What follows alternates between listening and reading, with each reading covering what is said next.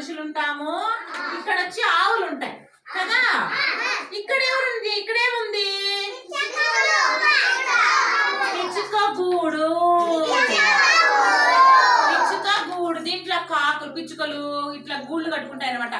ఏమి కాకులు పిచ్చుకలు అట్లాంటివి గూళ్ళు కట్టుకొని చెట్టు మీద ఉంటాయి, నివసిస్తాయి అన్నమాట కదా.